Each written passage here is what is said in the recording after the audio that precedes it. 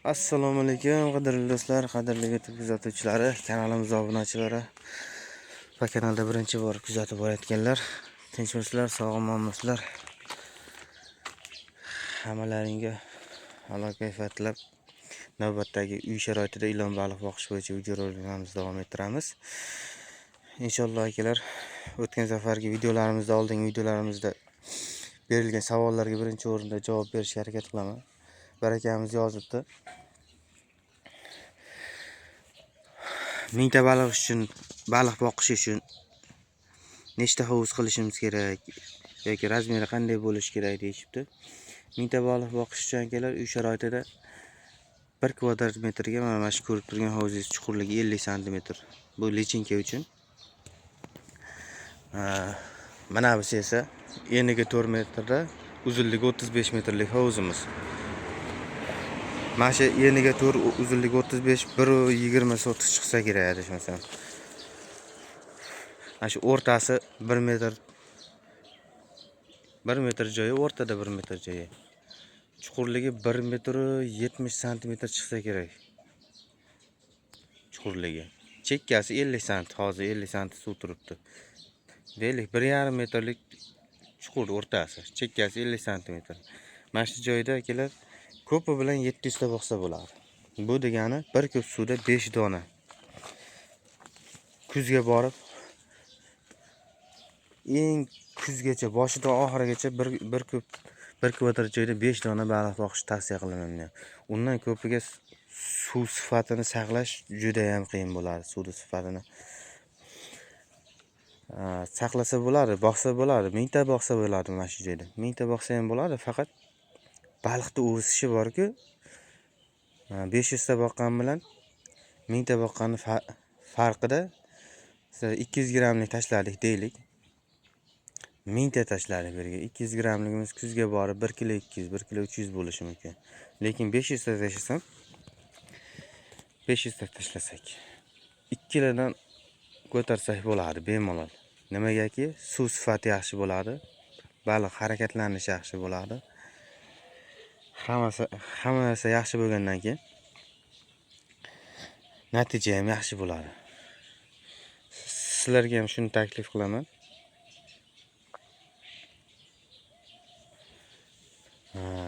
Iloji boricha shu 1 kvadrat metrga 5 tadan oshirmaylar.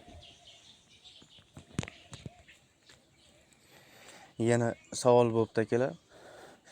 Betondan hovuz qilsam bo'ladimi deb bir obunachimiz so'rabdi. Aka, betondan hovuz qilsangiz bo'ladi.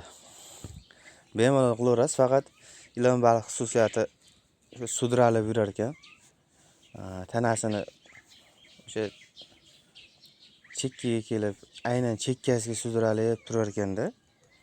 Tekkizib turar ekan, sudralib desam endi har kim har xil tushunishi mumkin. Tanasini tekkizib turar ekan nimaga? O'sha tekkizib yurganda tanasiga zarar yetib qolishi mumkin ekan. Shu sababli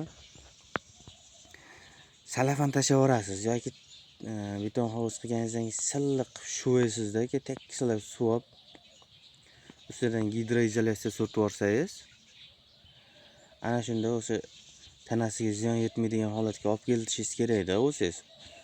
Ana o'shanda boqsangiz bo'ladi. Bemalol qo'rqmasdan boqsangiz bo'ladi.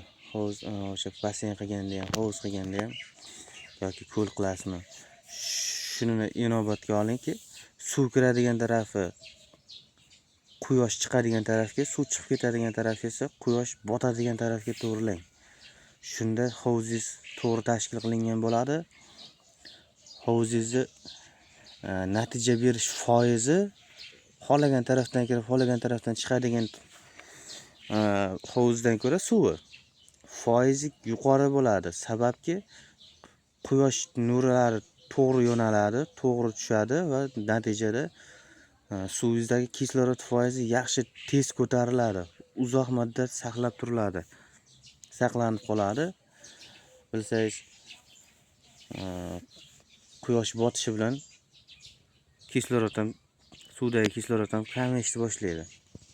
Shu sababli ko'proq qancha kunduz kuni quyosh nuriga to'yib olsa suv, kechasi ham xuddi iloji boricha ko'proq vaqtga yetib beradi kislorod foizi. Bularda endi kislorod shart emas bu baliqlarga, lekin baribir kislorod bo'lsa, suvda o'zida kislorod bo'lsa, rivojlanishi yaxshi bo'ladi, o'zini tutishi yaxshi bo'ladi, ishtahasi yaxshi bo'ladi, hazm qilishi yaxshi bo'ladi. Hammasi yaxshi bo'lgandan keyin o'sishi tezroq bo'ladi. Shu men bilganlarim akalar. Endi hozir ko'rib turganlaring ilon baliqni lichinkalari bular. Sonini bilmayman, qiziqishga ham sanab ko'rganim yo'q to'g'risi akalar. Mana shu bugun necha? Bugungi sanamiz. Adashmasam 12 bo'lsa, ochib chiqqaniga shu 15 kunlik 14 kunlik bo'lgan ilon baliqchalarimizda bular. Inshaalloh kechadan oldin yana bir balig'imiz ikra tashlabdi. Uni ham ko'rsatishga harakat qilaman. Hozir bular hali ozuqaga rosmana kirgan yo'q bu baliqchalarimiz. Suvda dafniya bor. Yana bir narsani aytib o'tib ketay. Qon berish masalasi bo'yicha. Hayvon qoni. O'tgan safar qon berdim. Ko'rgan, oldingi videolarimizni ko'rganlar biladi. Ko'rmaganlar o'tib ko'rishlarini tavsiya qilaman. Qon bermaylar akalar, bo'lmaydi ekan. Suvni sifatini o'zgartirib buzib tashlar mana. Kuniga 2 soat suv bu hovuzdan bunga suv olyapman. Kunda kunora suvni yaxshi ushlash uchun endi. To uni qonni zarar chiqib ketguncha. Dafniyamiz bor hovuzga ham qon tashlagandim. Dafniyaga ozuqa bo'lar degan maqsadda endi o'zim bo'yimda. Nima bo'lsa proba qilib ko'ryapman. Dafnani 90% nobud qilib qo'ydi. 10% qoldi endi. Bu hovuzga ham tashlagandik yaxshi. Lichinkalarga bu hovuzdan olib tashlayapman. Narigi hovuzni endi ko'paytirib olamiz, xudo xolasa endi. Bir hafta 10 kun vaqt oladi, orqaga ishni suradi endi. Bismillah. Qanday ko'rinar ekan? Ko'rinib turgan qora quyun inshaalloh. Asha ikrasi. Ilon balig'imiz ikrasi yaxshigina tashagan inshaalloh bu safar ham. Onasi tagida qo'riqlab yuruvdi. Hozir ko'rinmayapti.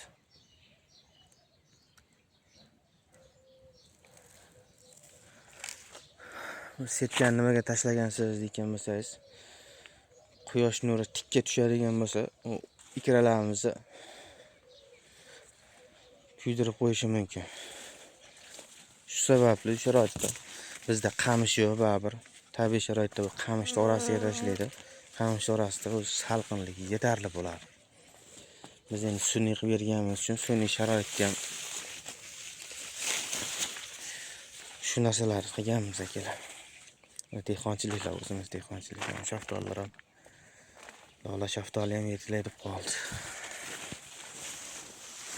Xuddi mana shu uy sharoitida qilganmiz mana.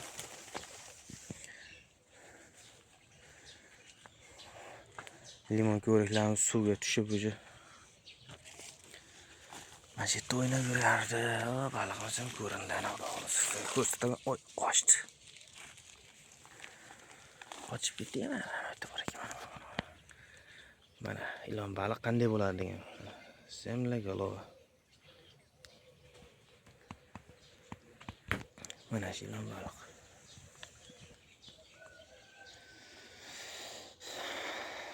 Videomiz ozgina cho'zilib ketdi. O'rtoqlar, kelar. Salomat bo'lasizlar, ketkizgan vaqtlaringiz rozi bo'lasizlar. Video manfaatli bo'lgan bo'lsa, like bosib, kanalga obuna bo'lib, imkon boricha tarqatib o'rasizlar. Kanalimiz rivoji uchun muhim bu narsalar, so'ragan narsalar. Katta rahmat hammalarga, ketkizgan vaqtlaringiz rozi bo'linglar. Sog' bo'lasizlar, salomat bo'lasizlar.